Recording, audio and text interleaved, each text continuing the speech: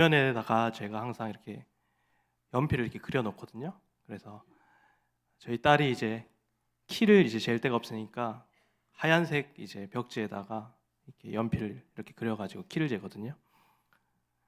한 2달 정도 지나면은 그래도 차이가 나요. 조금씩 몇 센치 정도 차이가 나는데 가끔은 얘가 이제 빨리 키가 크고 싶나 봐요.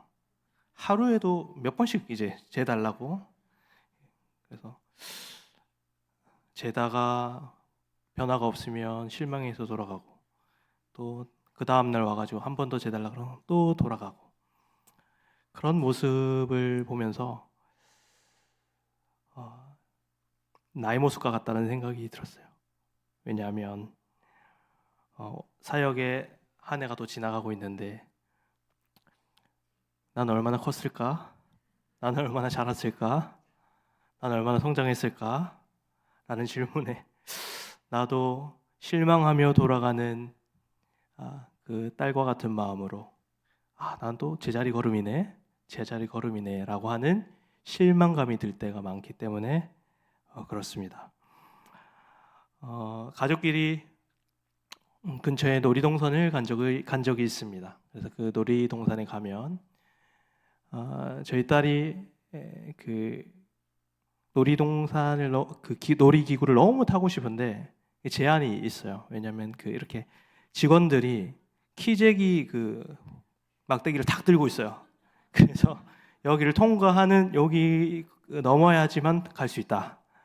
그래서 그러면 저기 뒤에서 저희 딸이 이렇게 막 긴장하면서 막 발을 동동 구르면서 기다리고 있다가 이제 탁 됐는데 몇 센치 차이로 부족한 거예요. 그럼 얘가 이렇게 뒤꿈치를 싹 들어요. 머리를 싹 들고 그런 모습을 보면서 저것도 내 모습 같다. 잘하지도 못하면서 잘하는 척, 능숙하지 못하면서도 능숙한 척 살아가는 그 모습이 나의 모습과 같다라는 생각이 듭니다. 또 얼마 전에 놀이공원에 다시 갔더니 이제는 3cm 정도가 남아요. 얼마나 당당하게 입장을 하던지 그 모습도 부럽다. 나는 언제 성장하나. 2023년 한 해 우리 성도님들의 삶은 어떻습니까? 많이 성장하셨습니까? 많이 성숙하셨습니까? 믿음도 키와 같아서 키는 이제 좀 크면 잘 안 줄잖아요. 그대로 유지를 하지만 믿음이라는 것은 잘 자라가도 또 줄어들기도 하는 것 같아서 믿음과 키는 좀 다른 분야인 것 같다라는 생각이 듭니다. 이 믿음의 신앙의 분량도 신앙도 이 수치화가 될까요? 키처럼. 그래서 올 한 해 성경을 몇 번 읽었으면 수치가 높고 훈련을 모두 다 받고 공예배에 몇 번을 참석하고 하루에 기도를 몇 분 하고 이런 것들이 믿음의 분량의 척도가 될 수 있을까요? 그럴 수 있지만 성경에서도 보면 종교적인 행위를 많이 한 사람들이 악한 행동을 많이 한 것을 우리에게 보여주기 때문에 또 그런 것은 아닌 것 같습니다. 이 믿음에 대해서 우리가 너무나도 잘 알고 있는 이 히브리서 본문은 이렇게 이야기하고 있습니다. 우리 함께 읽어보겠습니다. 시작.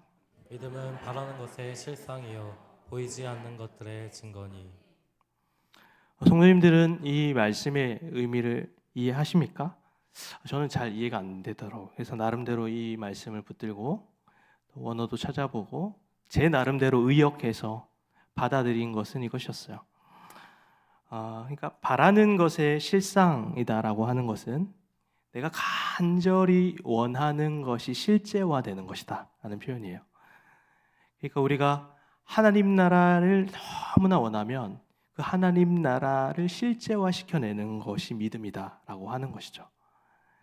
그래서 믿음이라는 것은 내 머릿속에 있는 것이 아니라 우리의 삶 속에서 실제와 실상화되어야 된다라는 것, 그게 믿음의 첫 번째 정의라고 생각을 하고, 두 번째로는 보이지 않는 것들의 증거니라고 얘기를 하잖아요. 이 보이지 않는 것의 증거라는 것은 무엇일까요? 이것은 보이지 않는 것들을 보는 통찰인 것 같습니다. 예를 들자면 예수 그리스도께서 베드로를 바라보시면서 게바야 이렇게 부르시거든요. 아직 어부이고 미천한 존재이지만 예수 그리스도께서는 베드로의 그 가능성과 미래를 보시고 너는 반석이다, 게바다라고 고백하는 것처럼 보이지 않는 것들을 볼 수 있는 것, 그것이 믿음이라는 것이죠. 그래서 유명한 화가였던 미켈란젤로는 그 대리석을 바라보면서 내 일은, 자기의 일, 내 일은 저 대리석에 있는 천사를 끌어내는 것이다. 사람을 끌어내는 것이다 라고 표현을 하거든요. 멋있는 말을 표현했죠. 우리도 마찬가지입니다. 믿음을 가진 사람은 보이지 않는 것들을 보고 그것을 끌어낼 수 있는 그런 사람들이 바로 믿음을 가진 사람들이다 라고 하는 것을 우리는 이 히브리서 말씀을 통해서 우리는 알 수 있게 됩니다. 오늘 이러한 믿음의 정의를 전제하고 오늘 골로새서의 말씀을 좀 살펴보려고 합니다. 사도 바울이 이제 전도 여행 중에 에베소라는 지역에 말씀을 전하게 되는데 이게 사도행전 19장에 보면 나와 있습니다. 골로새서 2장의 이 말씀을 설명하기 위해서 이 작은 도시 골로새는 굉장히 작은 도시였던 것 같아요. 그 골로새의 에바브라라고 하는 이 사람이 아마도 이 사도행전 19장에서 에베소에서 말씀을 전하는 사도 바울의 설교를 듣고 회심을 한 것 같아요. 그래서 그가 이 골로새의 교회를 세우게 됩니다. 이 골로새 교회는 신생 교회였어요. 이제 막 시작한 교회였어요. 그래서 사도 바울이 골로새 교회를 향하여 그 교회의 믿음과 소망과 사랑에 내가 늘 감사한다라고 고백했을 정도로 아주 사도 바울이 칭찬하는 교회 중 하나였죠. 이 골로새 교회 사람들은 사실은 이제 막 신앙생활을 시작했기 때문에 조금 미숙한 것 같아요. 그리고 능숙한 면은 없었지만 오늘 그 2장 16절에서 19절 말씀에 보면 오늘 말씀처럼 그리스도를 머리로 그리스도 안에서 잘 성장하는 교회였다. 이렇게 표현하고 있어요. 그러니까 이제 막 시작한 신생교회인 골로새 성도들은 미숙함이 많았겠죠. 부족함도 많았겠죠. 능숙함은 없었어요. 그러나 그럼에도 불구하고 이 교회 사람들은 예수 그리스도를 머리로 생각하며 그 그리스도 안에서 잘 자라나는 교회였다는 것이 오늘 골로새의 말씀입니다. 문제는 이러한 골로새 교회에 불청객들이 등장하는데 방문객들이 등장하기 시작합니다. 그래서 이 방문객들은 아마도 율법의 구약 율법에 전통한 사람, 능통한 사람들이었고 아마도 영적인 것에 대해서도 탁월함을 자랑하는 사람들이었던 것 같습니다. 그렇죠? 지금 이제 막 시작한 골로새의 미숙한 성도들과 그동안 막 신앙생활을 해서 아주 구약 율법에도 능통하고 영적인 것들에도 탁월한 이 방문객들이 찾아와서 이 골로새 교회를 보니까 너무 어설퍼 보였던 거죠. 그래서 이 방문객들, 종교적인 행위에 있어서 전문가들이었고 능숙했던 이 사람들이 이제 다 얘기를 해줘. 절기는 어떻게 지켜야 하는지, 어떤 음식을 먹고 가려야 하는지, 오늘 말씀에서처럼 안식일을 어떻게 지켜야 하는지 너무너무 잘 아는 사람이에요. 능숙하고 탁월하게 그 일을 행하는 사람이었고 열심을 다하는 사람들이었습니다. 오늘 말씀에 보면 천사 숭배에 대한 이야기도 있는데 몇 세기 후에 이 천사 숭배가 그 지역에 성행하였는데 아마도 그 당시에는 천사와 함께 주님을 예배하는 것처럼 보였다 정도로 해석할 수 있을 것입니다. 이것은 이제 방문객들이 이제 찾아오게 되면서 이제 골로새 사람들이 그동안에 경험하지 못했던 그 탁월함과 뜨거움을 이제 보게 되고, 골로새 사람들은 그 방문객들의 그러한 모습들을 보면서 그들을 동경하기 시작하고 따라하고자 하는 마음도 있었을 것입니다. 그런데 이러한 상황 가운데 에바브로를 통하여 바울은 골로새 교인들을 주의를 주기 시작합니다. 바울이 뭐라고 얘기하냐면 그 방문한 사람들, 새로 온 사람들은 머리를 붙들지 아니한 자들이다라고 표현합니다. 예수 그리스도라고 하는 그 머리로부터 오는 공급함을 받는 사람들이 아니라 그 머리와 차단된 채 자신들의 열심만 가득했던 사람들이 방문자들이었다라는 것입니다. 그들은 겉으로 오기에는 능숙했습니다. 탁월하였습니다. 율법을 잘 이해하였고 절기에 대해서 너무너무나 많고 많은 정보와 지식들을 가지고 있었지만 사도 바울은 그들은 그리스도와 상관없는 자들이다라고 표현하는 것이죠.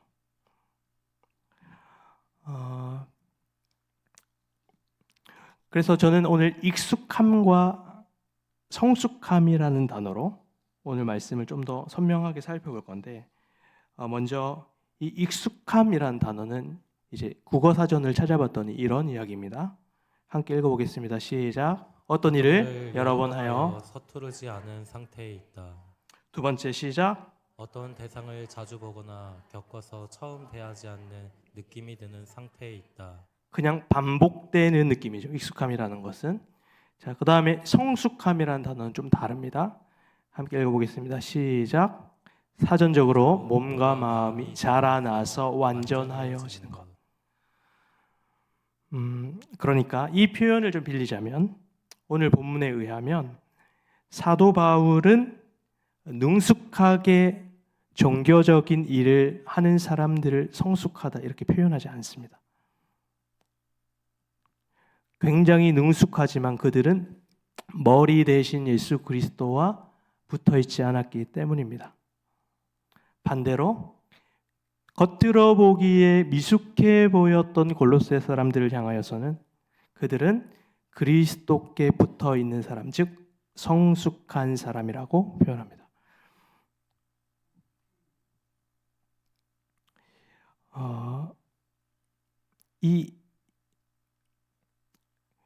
우리의 인생에 있어서 이 능숙함, 익숙함과 능숙함이 있고 그리고 성숙함이 있는 것이죠. 그래서 오늘 본문을 설명해 드리자면 한 부류는 예수님께 붙어 있지 않는 익숙함과 능숙함을 가졌던 사람들의 부류가 있었어요. 그리고 반대는 미숙하였지만 그들은 그리스도께 딱 붙어 있는 사람들, 성숙한 사람들이 있었다는 거죠. 우리의 마음속에도 어쩌면 우리의 마음속에도 성숙함보다는 능숙함을 바라보고 신앙생활할 때가 너무나 많은 것 같다라는 생각이 듭니다. 저도 사역을 하면서 나도 다른 사람들처럼 참 능숙한 좀 사역자가 되고 싶다라는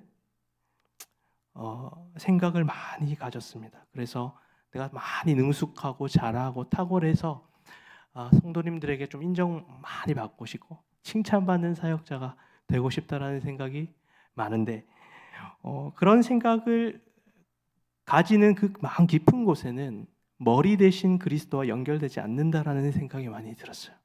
그래서 실망도 많이 하고 아픔도 많이 느끼고 그런 저의 모습을 발견할 때마다 내가 비록 능숙하지 못하고 골로새 교회와 같이 미숙한 사람이라고 할지라도 내가 그리스도께 붙어 있고 그리스도를 머리로 내세운다면 내 삶은 성숙해질 수 있구나라는 고백을 하게 되는 것이죠. 성도님들은 능숙해지고 싶으십니까?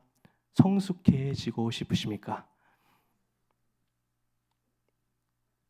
올 한 해가 지나가면서 주변 사람들은 능숙하게 자기의 일을 감당하는 것 같고 많은 결과를 내고 탁월하게 살아가는 것 같은데 내 삶은 왜 이렇게 미숙하나 라는 마음을 가지고 있지는 않습니까? 우리에게 중요한 것은 미숙하냐 능숙하냐의 문제가 아니라 우리의 머리가 누구인가? 내가 누구와 관계 맺고 있느냐? 이것이 너무너무 중요하고 그것이 성숙한 성도의 특징이라는 사실입니다. 하나님께서는 능숙함을 통해서가 아니라 이 성숙함을 통해서 하나님 당신의 영광을 꽃피워 가십니다. 그것이 하나님 나라의 원리입니다. 나무의 나이테를 보십시오. 그 나무의 동그란 나이테에는 따뜻한 봄을 지닌 흔적이기도 하지만 한쪽에는 추운 겨울을 지낸 흔적이기도 합니다. 우리의 삶 가운데는 미숙함도 있을 수 있고 능숙함도 있을 수 있고 실패도 있을 수 있고 성공도 있을 수 있고 그러나 우리 하나님께서는 미숙함과 능숙함 그것으로 우리의 인생을 꽃피우는 것이 아니라 내가 관계 맺고 있는 머리 대신 그 예수님을 바라봄으로 인해서 그 관계로 인해서 그 영광의 꽃을 피워간다라는 사실을 잊지 마시는 여러분들 되기를 소망합니다. 그리스도 없이 능숙하고 탁월하게 되는 이 익숙함이 얼마나 교회를 어지럽히는지에 대해서 골로새 교회의 사도 바울이 정확하게 이야기를 하고 있습니다. 어쩌면 우리도 신앙생활을 하면 성숙되지 않아도 능숙함과 탁월함을 가지고 일하는 사람들을 바라보며 부러워할 때도 참으로 많았던 것 같습니다. 그러나 우리의 인생 가운데 조금 미숙하다고 할지라도 골로새 교회처럼 그리스도를 머리로 그리고 그리스도와 교제하는 사역이 바로 하나님 보시기에는 더 아름다운 사역임을 오늘 말씀을 통해서 우리는 고백하게 되는 것이죠. 1차 대각성 운동 시기 위대한 설교자 조나단 에드워즈라고 하는 설교자가 있었습니다. 그 1차 대각성 운동 시기에 가장 그 시기에 많은 사람들이 즐겨 썼던 단어가 있다고 합니다. 두 가지 단어인데 첫 번째 단어는 뷰티, 두 번째 단어는 엑셀런스. 그러니까 아름다움과 탁월함에 대한 단어를 굉장히 많이 썼다고 합니다. 무엇에 대한 탁월함과 아름다움입니까? 예수 그리스도가 얼마나 탁월한지 아름다운지에 대해서 끊임없이 얘기를 했다고 합니다. 1차 대강도 그 시기에 부흥의 중심에는 바로 예수 그리스도의 탁월성과 아름다움의 선포가 있었다고 합니다. 그런데 그 부흥의 운동 시기가 지나가서 부흥 이후에는 어떤 단어가 가장 많이 쓰인 단어였냐면 I였다고 합니다. 나였습니다.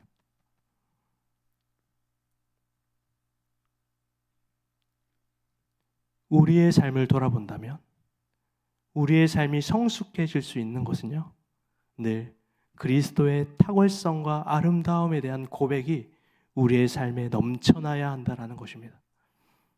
그것이 성숙함의 표시입니다. 그러나 2024년 한 해를 돌아보며 우리의 삶을 바라볼 때 그리스도의 탁월함과 아름다움이 아니라 내가 했다, 내가 이뤘다, 내가 성취했다 라고 하는 고백이 남는다면 그것은 그리스도 없는 능숙함만 가진 골로새의 방문객들과 다를 바 없는 삶이라는 사실입니다.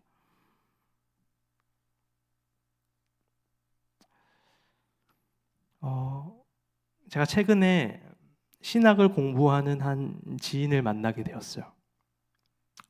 그래서 그분은 좀 교회에 대해서 좀 부정적이고 회의적인 시각을 가지고 있었거든요. 그래서 제가 점심 식사를 이렇게 같이 하면서 물어보더라고요. 뭐 어떤 일을 하고 교회에서 어떤 사역을 하고 있는지.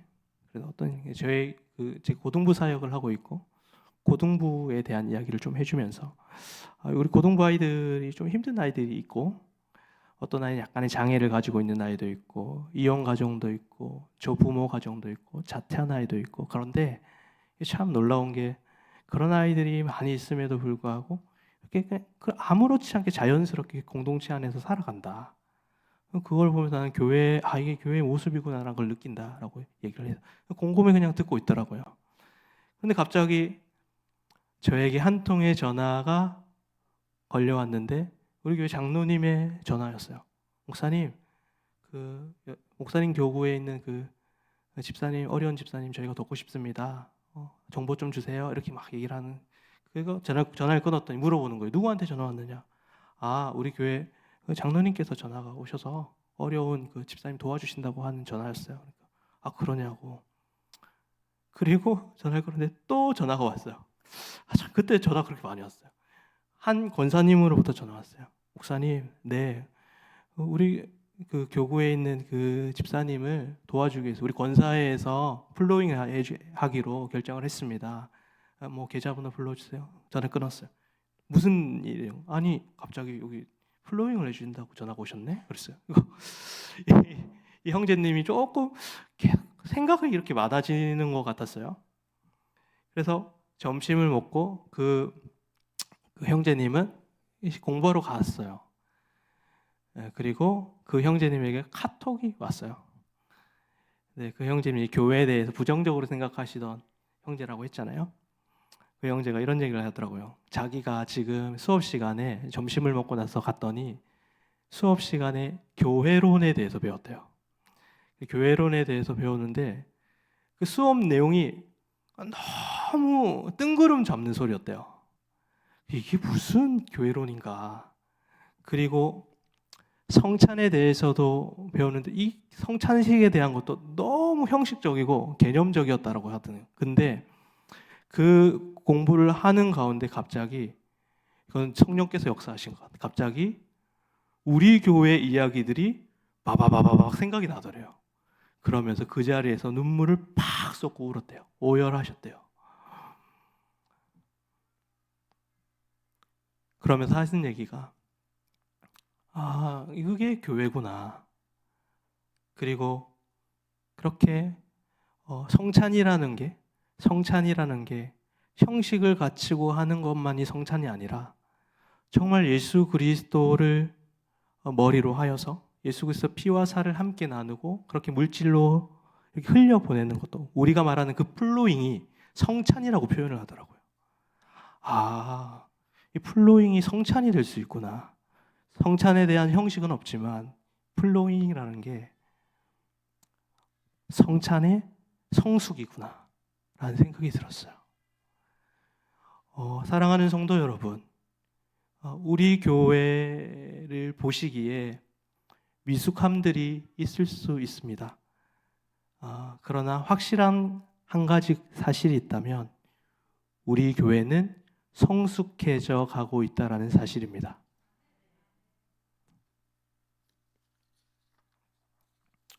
코로나 이후에 강한 교회는 무엇인가?